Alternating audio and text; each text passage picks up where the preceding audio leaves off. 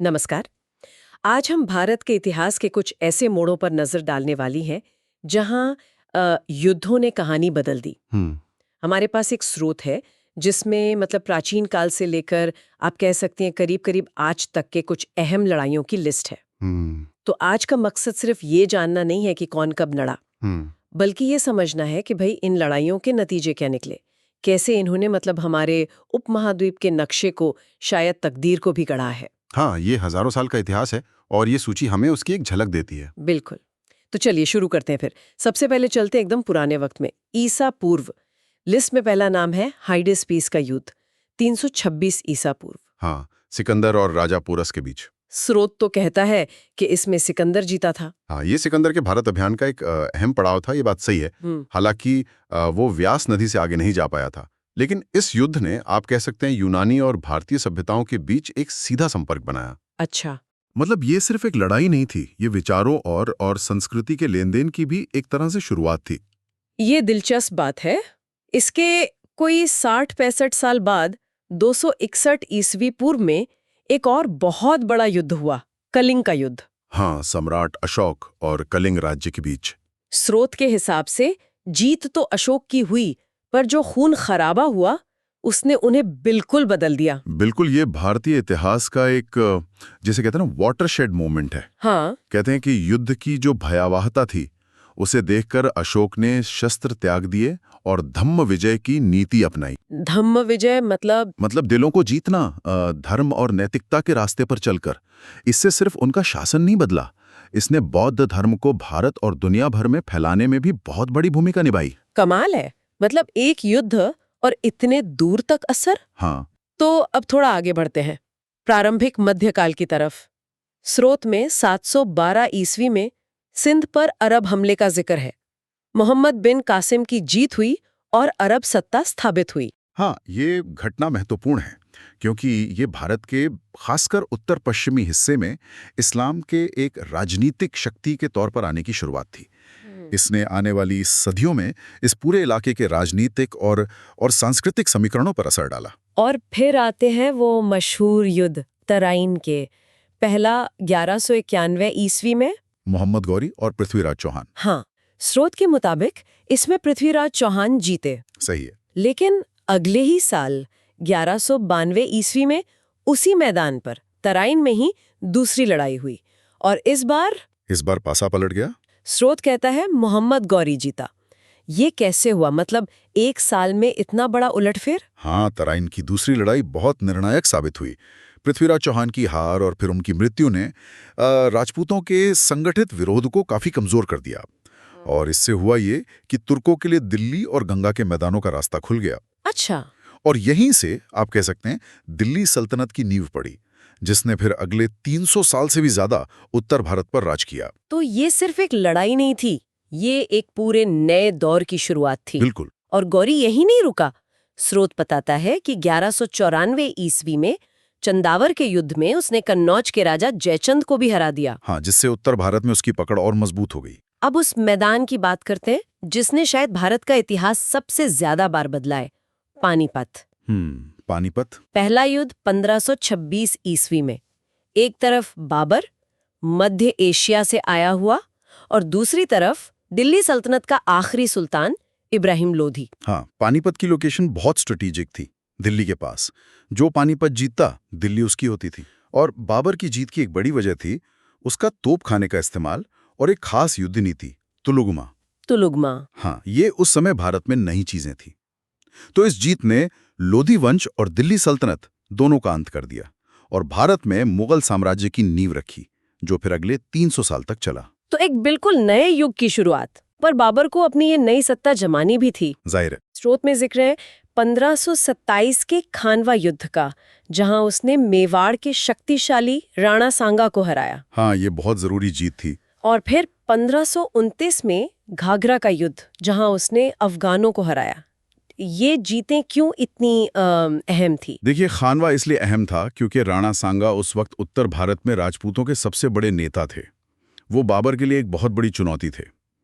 उन्हें हराकर बाबर ने सबसे बड़े विरोध को खत्म किया। अच्छा। और घाघरा की लड़ाई ने पूर्वी भारत में अफगानों की जो बची खुची ताकत थी उसे तोड़ा। तो इन दोनों जीतों ने मुगल साम्राज्य को सिर्फ स्थापित ही नहीं किया, उसे एक तरह से स्थायित्व भी दिया। समझ गए। लेकिन मुगल कहानी सीधी नहीं चली। बाबर के बेटे हुमायूं के वक्त एक बड़ा मोड़ आया। हाँ, शेरशाह सूरी। बिल्कुल। 1539 में चौसा और 1540 में कन्नौज, जिसे बिलग्राम का युद्ध भी कहते हैं, इनमें हुमायूं हार गया शेरशाह सूरी से। स्रोत कहता है कि हुमायूं को भारत छोड़कर भागना पड़ा। हाँ, शेरशाह सूरी ने हुमायूं को हराकर दिल्ली पर कब्जा कर लिया। उसका शासनकाल था तो सिर्फ 5 साल का, लेकिन बहुत प्रभावशाली था। उसने प्रशासन में, करेंसी में, जो रुपया हम आज इस्तेमाल करते हैं, वो उसी की देन है। और सड़कों के निर्माण में, खासकर ग्रैंड ट्रंक रोड, जो सड़क आजम कहलाती थी, उसकी मरम्मत और विस्तार में कमाल का काम किया। अच्छा। हाँ, उसकी प्रशासनिक व्यवस्था का असर तो बाद में अकबर के शासन पर भी दिखता है। तो हुमायूं के लिए ये एक तरह का इंटरवल था। हाँ। उसकी वापसी हुई करीब 15 साल बाद। और फिर से पानीपत का मैदान, पानीपत का दूसरा युद्ध 1556 एडी में। इस बार मुकाबला था हुमायूं के जवान बेटे अकबर और हेमू के बीच। हाँ, हेमू आदिल शाह सूर का सेनापति था। स्रोत के मुताबिक अकबर जीत गया। बिल्कुल। और इस जीत ने मुगल सत्ता को भारत में दोबारा और इस बार ज्यादा मजबूती से स्थापित किया। हेमू बहुत ताकतवर विरोधी था और उसकी हार ने सूर वंश के दावे को हमेशा के लिए खत्म कर दिया। अकबर के लंबे और प्रभावशाली शासन का रास्ता यहीं से साफ हुआ। ठीक है।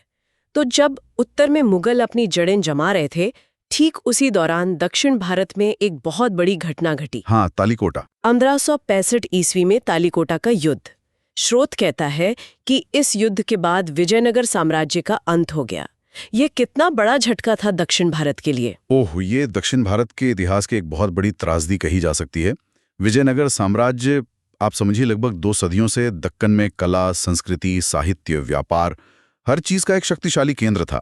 इस युद्ध में जो बहमनी सल्तनतें थीं, जो बाद में दक्कन सल्तनतों में बट गई, उनके एक संघ ने विजयनगर को हराया और उसकी राजधानी को इतनी बुरी तरह लूटा और तबाह किया कि विजयनगर की वो शान हमेशा के लिए खत्म हो गई। इससे दक्षिण भारत का राजनीतिक नक्शा पूरी तरह बदल गया। दुखद है।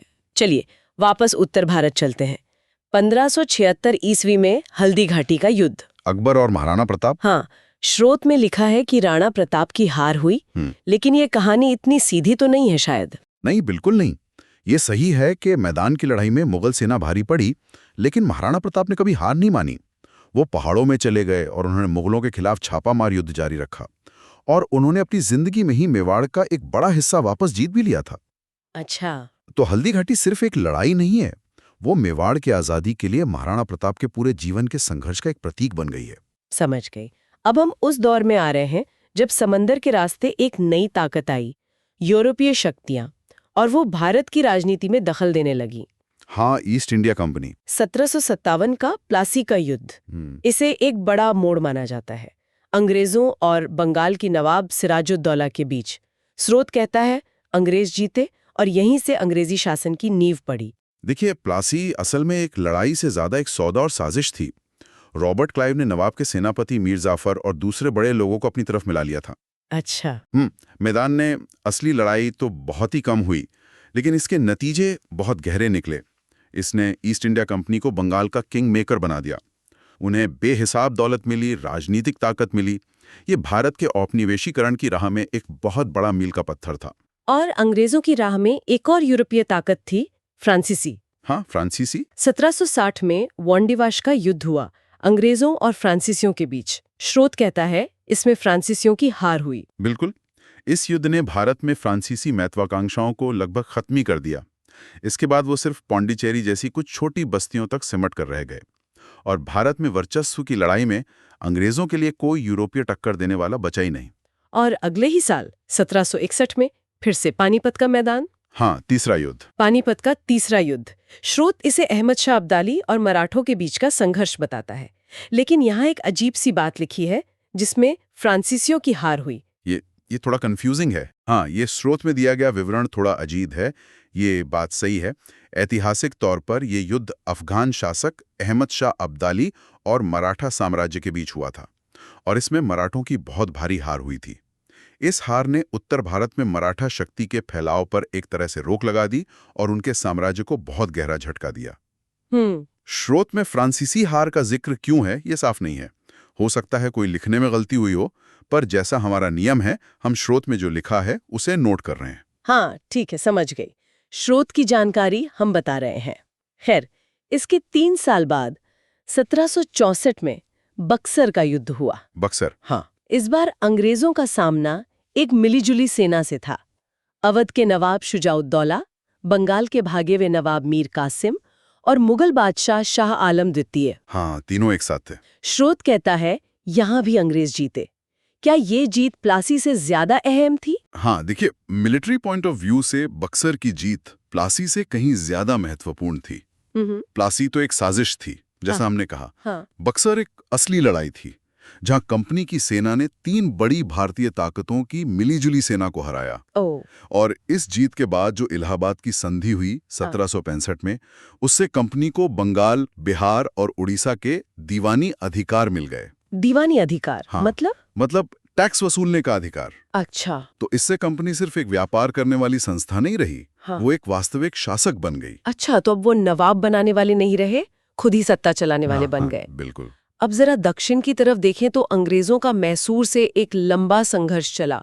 स्रोत में 4 आंग्ल मैसूर युद्धों का जिक्र है। हाँ, 4 युद्ध हुए। पहला 1767-69 हैदर अली के साथ, जिसमें अंग्रेज हारे। दूसरा 1780-84 हैदर अली और फिर टीपू सुल्तान के साथ, जो मतलब बेनतीजा रहा। हाँ, अनिर्णित। तीसरा 1790-92 में टीपू सुल्तान के साथ, जिसमें उसे संधि करनी पड़ी और अपना आधा राज्य देना पड़ा। और चौथा 1799, जिसमें टीपू सुल्तान की हार हुई और वो मारा भी गया। मैसूर की शक्ति खत्म हो गई। क्या ये संघर्ष अंग्रेजों के लिए आसान था? नहीं, बिल्कुल आसान नहीं था। हैदर अली और खासकर उसके बेटे टीपू सुल्तान ने अंग्रेजों को बहुत कड़ी टक्कर दी। टीपू को तो टाइगर ऑफ मैसूर कहा जाता था। हाँ, सुना है। उसने अपनी सेना को मॉडर्न बनाने की कोशिश की, रॉकेट तकनीक का इस्तेमाल किया, फ्रांसीसियों से भी मदद लेने की कोशिश की। उसका विरोध अंग्रेजों के लिए दक्षिण में एक बड़ा सिरदर्द था। 1799 में उसकी हार और मौत के बाद ही दक्षिण भारत में अंग्रेजी दबदबे का रास्ता पूरी तरह साफ हुआ। ठीक है। फिर 19वीं सदी में 1849 में चिलियानवाला युद्ध का जिक्र है, ईस्ट इंडिया कंपनी और सिखों के बीच। स्रोत कहता है इसमें सिखों की हार हुई और पंजाब ब्रिटिश भारत में मिला लिया गया। हाँ, ये दूसरे आंग्ल सिख युद्ध की एक महत्वपूर्ण लड़ाई थी। हालांकि इस खास लड़ाई चिलियानवाला में अंग्रेजों को भी भारी नुकसान हुआ था, पर अंत में युद्ध में सिख हारे और इसके बाद लॉर्ड डलहौजी ने पंजाब को ब्रिटिश साम्राज्य में मिला लिया। इससे ब्रिटिश भारत लगभग अपनी पूरी सीमा तक पहुंच गया। और अब आते हैं आजादी के बाद के भारत में। संघर्षों का सिलसिला रुका नहीं, दुर्भाग्य से। हाँ, 1962 में भारत चीन सीमा युद्ध हुआ। स्रोत बताता है कि चीनी सेना ने भारतीय सीमा क्षेत्रों पर हमला किया। कुछ दिन लड़ाई चली, फिर चीन ने एक तरफा युद्ध विराम घोषित कर दिया और भारत को अपनी सीमा के कुछ हिस्से गंवाने पड़े। हाँ, इस युद्ध का नतीजा भारत के लिए एक बहुत बड़ा झटका था। इसने हमारी विदेश नीति, खासकर गुटनिरपेक्षता की नीति और हमारी रक्षा तैयारियों पर गंभीर सवाल खड़े कर दिए। इसके बाद ही भारत ने अपनी सेना के आधुनिकीकरण पर ज्यादा ध्यान देना शुरू किया। इसका देश के मनोबल पर भी गहरा असर पड़ा था। फिर 1965 में भारत-पाक युद्ध हुआ। स्रोत के अनुसार पाकिस्तान की हार हुई। यहाँ स्रोत में लिखा है कि इसके बाद शिमला समझौता हुआ, लेकिन शायद वो 1971 के बाद हुआ था। हाँ, आप सही कह रही हैं। ऐतिहासिक रूप से 1965 युद्ध के बाद ताशकंद समझौता हुआ था उज़्बेकिस्तान में। शिमला समझौता 1971 युद्ध के बाद हुआ था। स्रोत में ये जानकारी थोड़ी गड़बड़ है। वैसे 1965 का युद्ध ज्यादातर अनिर्णित सा ही माना जाता है, हालांकि दोनों तरफ ने अपनी अपनी जीत का दावा किया था। ठीक है, स्रोत की जानकारी नोट कर ली। फिर 1971 में एक बार फिर भारत-पाक युद्ध हुआ। हाँ, और ये बहुत निर्णायक था। स्रोत कहता है इसमें पाकिस्तान की हार हुई और फलस्वरूप बांग्लादेश एक स्वतंत्र देश बना। ये तो बहुत ही बड़ा बदलाव था। बिल्कुल, ये दक्षिण एशिया के इतिहास की एक युगांतरकारी घटना थी। भारत के सैन्य हस्तक्षेप ने पूर्वी पाकिस्तान में जो मुक्ति संग्राम चल रहा था, उसे एक निर्णायक मोड़ दिया और दुनिया के नक्शे पर एक नया देश, बांग्लादेश, उभरा। इसने दक्षिण एशिया में जो शक्ति संतुलन था, उसे भी काफी हद तक बदल दिया। और आखिर में स्रोत 1999 के कारगिल युद्ध का जिक्र करता है। ये जम्मू कश्मीर के कारगिल सेक्टर में नियंत्रण रेखा पर पाकिस्तानी घुसपैठियों के खिलाफ हुआ था। हाँ, ये एक सीमित युद्ध था जो बहुत ऊंचाई वाले पहाड़ी इलाकों में लड़ा गया। भारतीय सेना ने सफलतापूर्वक घुसपैठियों को पीछे खदेड़ दिया था। ये भारत का शायद पहला ऐसा बड़ा संघर्ष था जिसे टीवी पर इतने करीब से कवर किया गया था, और इसने फिर से हमारी रक्षा, आधुनिकरण और इंटेलिजेंस की कमियों पर ध्यान खींचा था। तो इस पूरी लिस्ट को देखने के बाद, मतलब हजारों साल के युद्धों को देखने के बाद, कुछ बातें तो एकदम साफ नजर आती हैं। एक तो ये कि सत्ता कभी एक जगह टिकी नहीं रही। मौर्य, गुप्त, सल्तनत, मुगल, फिर अंग्रेज और फिर स्वतंत्र भारत। शक्ति का केंद्र हमेशा बदलता रहा। बिल्कुल सही। और दूसरा, बाहरी ताकतों का असर हमेशा रहा है। मतलब शुरू में यूनानी, शक, कुषाण, हूण आए, फिर अरब, तुर्क, मुगल और आखिर में यूरोपिया। सब ने यहाँ अपनी छाप छोड़ी, कभी विजेता बनकर, कभी शासक बनकर। तीसरा, हमने देखा कि कैसे बड़े बड़े साम्राज्य बने और फिर खत्म भी हो गए, जैसे विजयनगर का पतन या मैसूर का अंत। चौथा, कुछ लड़ाइयाँ वाकई इतिहास बदलने वाली साबित हुईं, जैसे तराइन का दूसरा युद्ध, पानीपत के युद्ध, प्लासी, बक्सर। इनके नतीजों ने आने वाली सदियों की कहानी लिख दी। और आज़ादी के बाद के युद्धों ने भारत की आज की सीमाओं और शायद हमारी सुरक्षा से जुड़ी चिंताओं को आकार दिया है। और सबसे दिलचस्प बात यह है कि ये सब अलग अलग घटनाएं नहीं हैं। हर युद्ध के बीच कहीं न कहीं पिछले हालातों में छुपे थे, और हर युद्ध आने वाले कल के लिए जमीन तैयार कर रहा था।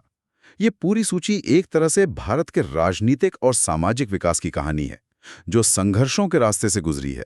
तो आज हमने इस स्रोत के जरिए भारत के हजारों साल के इतिहास में हुए कुछ अहम युद्धों पर एक नजर डाले, हाइडेस्पीस से लेकर कारगिल तक। ये हमें बताते हैं कि कैसे साम्राज्य बने, बिगड़े, कैसे नई ताकतें उभरी और कैसे आज का भारत वजूद में आया। इस सूची को देखते हुए एक सवाल मेरे मन में आता है। स्रोत हमें बताता है कि कौन जीता, कौन हारा, कब क्या हुआ, ये सब ठीक है। लेकिन उन अनगिनत आम लोगों का क्या, जिनकी जिंदगियां इन लगातार होते युद्धों से हमेशा उथल-पुथल होती रहीं? सही बात है। उनके डर, उनकी उम्मीदें, उनका विस्थापन, उनका दर्द, ये कहानियां अक्सर इतिहास की इन सूचियों में कई खो जाती हैं। शायद हमें इन तारीखों और नामों के पीछे छिपे उन इंसानी पहलुओं के बारे में भी कभी सोचना चाहिए। बिल्कुल। इसी विचार के साथ आज की ये चर्चा यहीं समाप्त करते हैं।